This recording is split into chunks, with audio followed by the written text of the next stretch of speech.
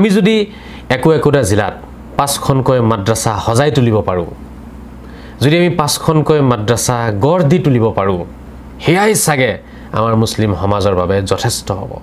ইমান মাদ্ৰাছা কিয় লাগে আমাক? এটা শিক্ষা অনুষ্ঠানক যে ভাঙি দিয়া গ'ল, একমাত্ৰ একাংশ মৌলানাৰ চৰিত্ৰ, তেওঁলোকৰ কুকৰ্ম, তেওঁলোকৰ দুৰ্নীতি আৰু তেওঁলোকৰ ভ্ৰষ্টাচাৰৰ বাবে আজি এই ঘটনা সংঘটিত হৈছে আমাৰ অসমত। একোটা জিলাত 30খনকৈ 50খনকৈ 100খনকৈ মাদ্ৰাছা আছে। এটা আচৰিত কথা, ইমান মাদ্ৰাছা কিয় লাগে? মই ভাবোঁ যদি একোটা জিলাত 5খনকৈ মাদ্ৰাছা থাকে আৰু যদি শিক্ষাৰ ব্যৱস্থাটো ভাল হয়, মানদণ্ড উন্নত হয়, পৰিৱেশ পৰিস্থিতি আৰু সময়ৰ লগত খাপ খাই যদি শিক্ষা দিয়া হয়, তেন্তে 5খনকৈ মাদ্ৰাছাই যথেষ্ট আমাৰ মুছলিম সমাজৰ বাবে।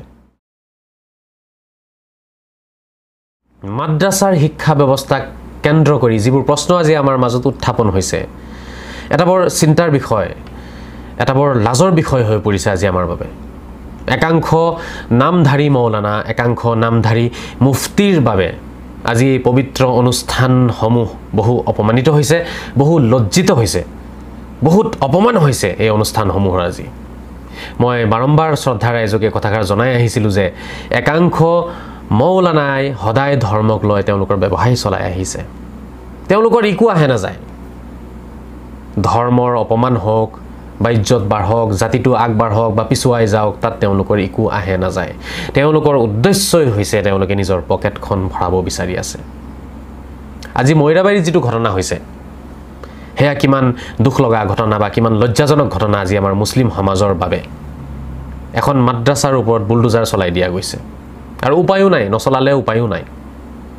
তো সেইটো এটা কিমান লাজৰ বিষয়, কিমান দুখৰ বিষয় আমাৰ মুছলিম সমাজৰ বাবে। কিয় হ'ল আজি এনে পৰিস্থিতি আমাৰ মাজত, সেয়া প্ৰতিজন মুছলিমে নিজকে সোধাৰ প্ৰয়োজন আছে। আজি সময় আহি গৈছে, আজি আমি সকলোৱে সজাগ হোৱাৰ সময় আহি গৈছে, আজি সকলোৱে আমি আগবাঢ়ি যোৱাৰ।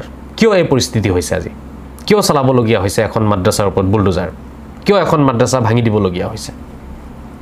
যদি গভীৰভাৱে এই কথাষাৰ আমি ভাবি চাওঁ, তেতিয়া নিশ্চয় আপুনি এই কথাষাৰৰ উত্তৰ এটাই পাব যে ক'ৰবাত নহয় ক'ৰবাত কিবা এটা আমাৰ ভুল হৈছে, কিবা এটা অৱহেলা হৈছে আমাৰ ফালৰ পৰা। আজি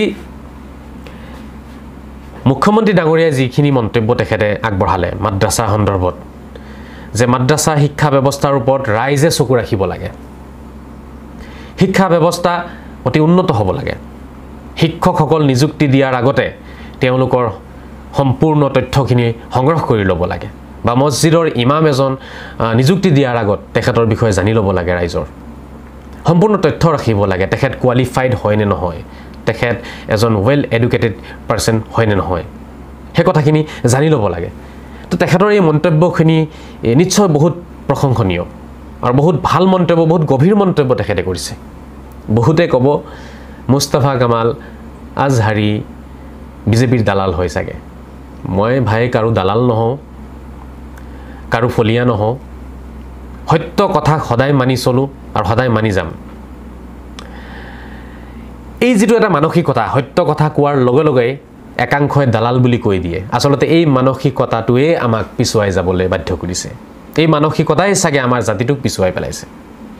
যি কি নহওক, মই শ্ৰদ্ধাৰ এজক অনুৰোধেৰে জনাম যে আমাৰ যিটো মাদ্ৰাছা শিক্ষা ব্যৱস্থা, সেইটোৰ ওপৰত সকলোৱে চকু ৰখা দৰকাৰ। মাদ্ৰাছা মানে কি? মাদ্ৰাছা হৈছে এটা শিক্ষা অনুষ্ঠান। মাদ্ৰাছা শব্দৰ অৰ্থ হৈছে স্কুল। আৰবী ভাষাত মাদ্ৰাছা বুলি কয়, ইংলিছত স্কুল বুলি কয়, অসমীয়া ভাষাত বিদ্যালয় বুলি কয়। আজি এটা শিক্ষা অনুষ্ঠানক যে ভাঙি দিয়া গ'ল, একমাত্ৰ একাংশ মৌলানাৰ চৰিত্ৰ, তেওঁলোকৰ কুকৰ্ম, তেওঁলোকৰ দুৰ্নীতি আৰু তেওঁলোকৰ ভ্ৰষ্টাচাৰৰ বাবে আজি এই ঘটনা সংঘটিত হৈছে আমাৰ অসমত। এটা লজ্জাজনক ঘটনা আমাৰ অসমৰ মুছলমানৰ বাবে। একাংশ মৌলানাৰ দোষৰ বাবে, চৰিত্ৰৰ বাবে এই কৰ্ম কৰিবলগীয়া হৈছে চৰকাৰে।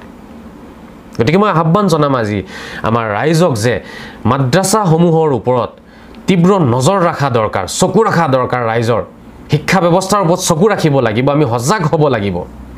একাংশ মৌলানাৰ ওপৰত ভৰসা কৰি তেওঁলোকক বিশ্বাস কৰি তেওঁলোকৰ হাতত সমাজ ব্যৱস্থা আৰু মাদ্ৰাছাৰ শিক্ষা ব্যৱস্থা তুলি দিয়াটোই চাগে আজি আমাৰ ভুল হৈছে তেওঁলোকৰ ওপৰত থকা যেটো বিশ্বাস আছে আমাৰ হে বিশ্বাসৰ বাবেই চাগে একাংশ মৌলানাই এই কৰ্মবোৰ কৰিব পাৰিছে আমি তেওঁলোকক ভৰসা কৰি তেওঁলোকৰ ওপৰত এটা আশা ৰাখি মাদ্ৰাছাৰ শিক্ষা ব্যৱস্থাসমূহ তেওঁলোকৰ আন্ডাৰত দি দিওঁ তেওঁলোকক সমঝাই দিয়া হয় হেতু চাগে ভুল হৈছে সচেতন মহল আগবাঢ়ি আহি শিক্ষিত মহল আগবাঢ়ি আহি আজি মাদ্ৰাছাৰ শিক্ষা ব্যৱস্থাৰ ওপৰত চকু ৰাখিব লাগিব দায়িত্ব ল'ব লাগিব তেতিয়াহে মাদ্ৰাছাসমূহৰ শিক্ষাৰ মানদণ্ড উন্নত হ'ব এটা যুগৰ লগত সময়ৰ লগত পৰিৱেশৰ লগত মিলাই যেটো পাঠদান দিব লাগে হে পাঠদান তাত হ'ব শিক্ষাৰ ব্যৱস্থা তাত হ'ব তেতিয়াহে আমি আগবাঢ়ি যাব পাৰিম আৰু এটা কথা মই আজি জনাব বিচাৰিম হেয়া হৈছে ইমান মাদ্ৰাছা কিয় লাগে আমাক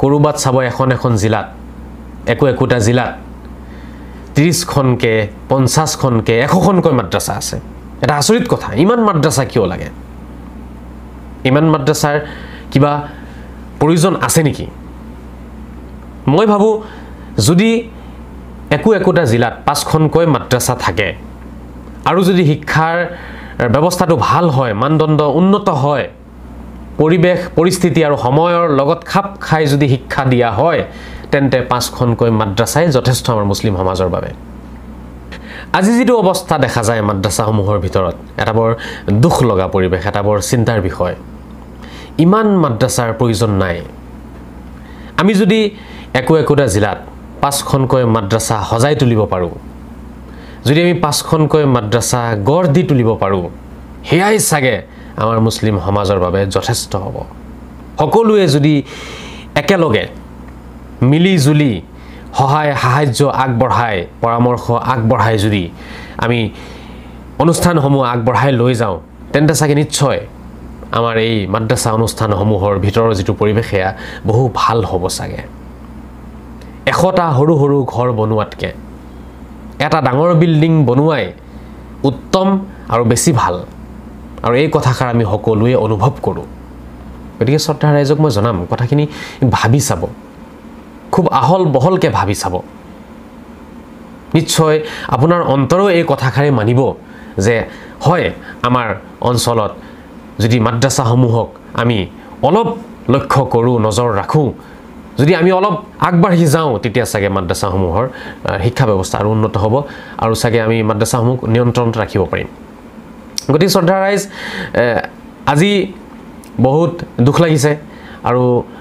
আমাৰ নিজৰ ভুলৰ বাবে আমাৰ নিজৰ মানসিকতা শুদ্ধ নোহোৱাৰ বাবে আমাৰ মাজত যেটো এটা গুৰামী আছে হে গুৰামী চিন্তাধাৰাৰ বাবে আজি আমাৰ মাদ্ৰাছাসমূহ অপমানিত হ'ব ধৰিছে গতি আমি আজি সজাগ হ'ব লাগিব আগবাঢ়ি আহিব লাগিব আৰু শিক্ষিত সমাজে মাদ্ৰাছাসমূহৰ দায়িত্ব ল'ব লাগিব একাংশ মৌলানাৰ ওপৰত দায়িত্ব এৰি দিলে তেতিয়া নিশ্চয় আমি অনাগত দিনত আৰু বহু অপমানৰ সন্মুখীন হ'ব লাগিব গতিকে শ্ৰদ্ধা ৰাইজ আমি সদায় সকলোৱে আগবাঢ়ি আহি কথাবোৰ চিন্তা কৰি যাতে আমি আমাৰ সমাজখন কেনেকৈ আমি চলাব পাৰোঁ হে এটা চিন্তাধাৰা যাতে সকলোৰে থাকে আৰু সকলোৱে যাতে সহায় সহযোগিতাৰ মাজেৰে আগবাঢ়ি যায় হেয়া মই কামনা কৰিম